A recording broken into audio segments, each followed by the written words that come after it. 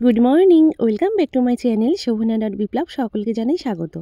আজকে সকাল 9টার সময় ব্লগটা স্টার্ট করলাম। ঘুম থেকে উঠেছি 6:40-এ। উঠেই মিষ্টিকে আগে গুছিয়ে দিয়ে পড়তে বসিয়ে দিয়েছি। সকালবেলায় মিষ্টিকে দুধ বিস্কুট খাইয়ে দিয়েছিলাম।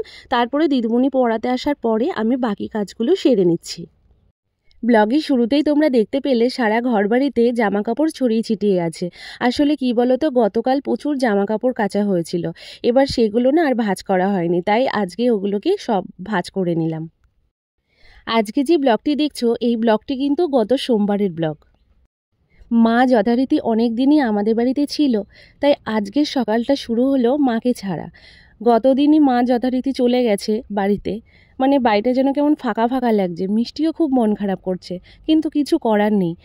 মানে প্রত্যেক মেয়েকে তো যেখানেই যাক না কেন তার শ্বশুরবাড়িতে তো আবার ফিরে যেতে হবে তার নিজের সংসারে, তাই না?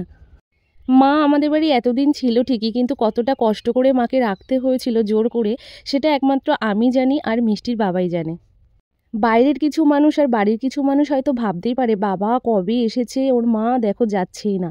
আসলে কি বলো তো, মা বাড়িতে চলে গেলে আমার সংসার ছেড়ে ওই বাড়িতে গিয়ে গিয়ে মাকে দেখা আমার পক্ষে সম্ভব না। আমারও তো সংসার আছে, আর তোমরা তো জানোই আমি মিষ্টিকে নিয়ে কতটা ব্যস্ত থাকি।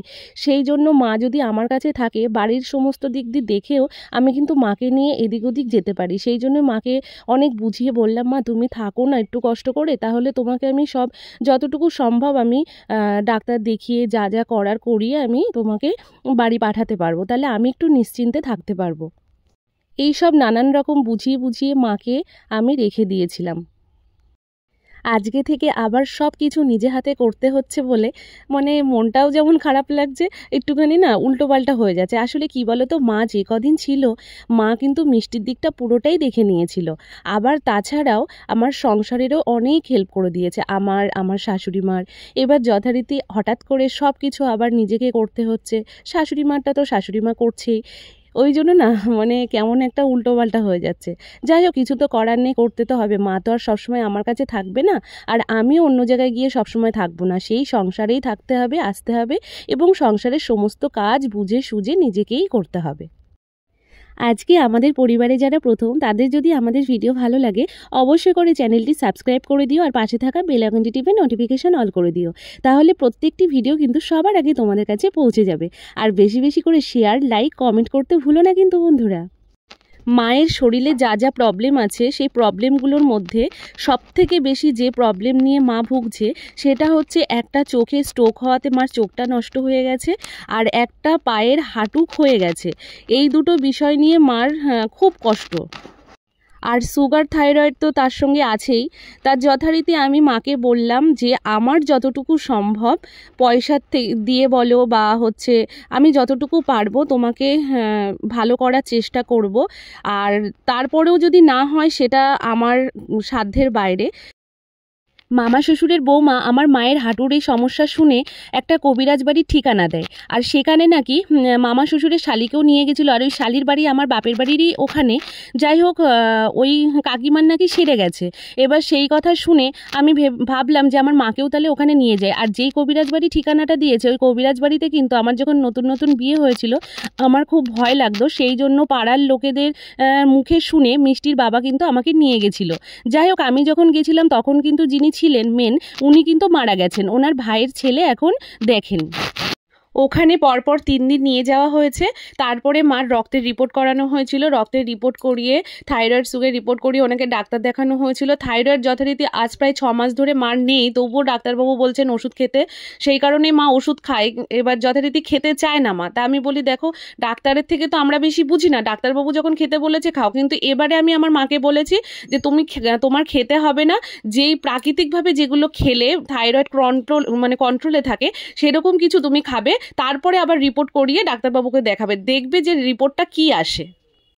মায়ের হাঁটুর এখন যে সমস্যা, সেই যথারীতি অপারেশন করার মতন পরিস্থিতি হয়ে গেছে, কিন্তু অপারেশন করার মতো তো সামর্থ্য আমাদের কাছে নেই। আর অপারেশন করলেই যে ঠিক হবে, ভালো হয়ে যাবে, আর কখনো সমস্যা হবে না, তাও কিন্তু কথা না। কারণ অনেকে দেখেছি করতে, কিন্তু পরে কিন্তু তারা সমস্যা ভুগছে। কবিরাজ বাড়িতে যাওয়াতে কিছু কিছু খাবার বলে দিয়েছে, ওগুলো খেলে মা ভালো থাকবে এবং হাড়ের আর যা ক্ষয় হয়েছে আর কোনো সমস্যা হবে না। এবং সেই কথা শোনার পরে মাকে বললাম তুমি তাহলে সেটাই করার চেষ্টা করো, প্রাকৃতিকভাবে যদি ভালো হওয়া যায় বা ভালো থাকা যায়। সুগারের ক্ষেত্রে মার ফাস্টিংটা ভালোই আছে, পিপিটা সামান্য বেশি। আমি রান্নাঘরে রান্না করছি বলে মিষ্টির বাবাকে বললাম আমাকে একটু হেল্প করে দাও, তাই মিষ্টির বাবা আমাকে একটু হেল্প করে দিল।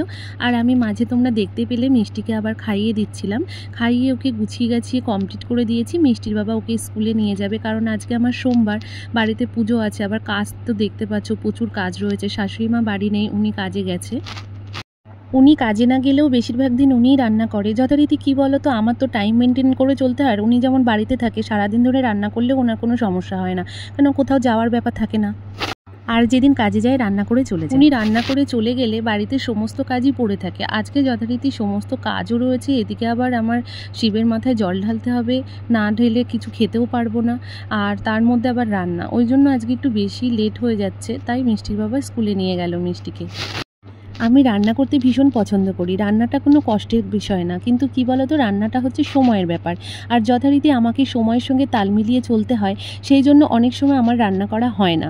কেন, আমার তো শুধু ঘরে দেখলে হয় না, বাইরেটাও দেখতে হয়। আর আমার শাশুড়ি মা যেমন কোনো চাপও নেয় না, বাড়িতে শুধু কাজ করলেও রান্না করলেও হয়ে যায়, বাইরের কোনো কিছু ওনাকে করতেও হয় না, আর উনি করতেও চায় না। তবে হ্যাঁ, আজকে যেমন আমার শাশুড়ি মা রান্না করেনি, বা আমার বাড়িতে কখনো ধরো আত্মীয় স্বজন আসবে, বা মিষ্টির বাবার কিছু খেতে ইচ্ছে হলো, আমার খুব রান্না করতে ইচ্ছে হলো, তখন কিন্তু আমি রান্না করি। ধরতে গেলে মাঝে মাঝেই আমার রান্না করা পড়ে। তবে হ্যাঁ, সবসময় রান্না না করার পেছনে শুধু এইটুকু কারণ না, আরও কিছু কারণ আছে যেটা আমি সোশ্যাল মিডিয়া আনতে চাই না। তবে সেরকম যদি কোনো দিন সেরকম পরিস্থিতি হয়, আমি অবশ্যই আনতে বাধ্য হব। তোমাদের সঙ্গে কথা বলতে বলতে তোমরা নিশ্চয়ই লক্ষ্য করেছো যে মিষ্টির বাবা স্কুল থেকে দিয়ে জানলার পাশে এসে চুপটি করে দাঁড়িয়েছিল। আমি তখন ভিডিও করছিলাম, তাই আমি হট করে দেখে হেসে দিয়েছিলাম। যাই হোক, তারপরে কিন্তু রান্না টান্না কমপ্লিট হওয়ার পরে সমস্ত কাজকর্ম সেরে আমি পুজো দিয়ে নিয়েছিলাম। তারপরে পুজো দিয়ে দুটো খেয়ে আমি মিষ্টিকে স্কুল থেকে নিয়ে এসে মিষ্টিকে খাইয়ে দাইয়ে একটু বিশ্রাম করিয়ে তারপরে চলে এসেছি দেখো চাঁদপাড়ার নাচের স্কুলে। তোমরা তো আগের ব্লগে দেখেছো যে মায়ের চোখও দেখানো হয়ে গেছে। মাকে আবার 1 মাস পরে নিয়ে যেতে বলেছে, আর ওষুধপত্র লিখে দিয়েছে খাওয়ার বা চোখে দেওয়ার জন্য, সেগুলো ঠিকমতো মানে ব্যবহার করতে বলেছে। দেখা যাক এগুলো ঠিকঠাক মতো ব্যবহার করুক, তারপরে সামনের মাসে যাওয়ার পর কি বলেন ডাক্তারবাবু। মিষ্টিদেরকে কত সুন্দর করে ধরে ধরে নাচ শেখায় তোমরা নিশ্চয়ই দেখতে পেলে। প্রথমে যে যেটা পারে না সবাইকে এক এক করে ধরে ধরে সুন্দর করে স্টেপ বাই স্টেপ দেখিয়ে দেখিয়ে কিন্তু ওদেরকে নাচ শেখানো হয়। তোমরা মিষ্টিকে লক্ষ্য করেছো, প্রিয়াঙ্কা ম্যামের সামনে দুটো ঝুটি বাঁধা লাল গার্ডার দিয়ে ওইখানে কিন্তু মিষ্টি নাচ করছে। বাড়িতে একদমই প্র্যাকটিস করতে চায় না। আমি যখনই প্র্যাকটিস করার কথা বলি ওর পায়ে ব্যথা করে, কষ্ট হয়।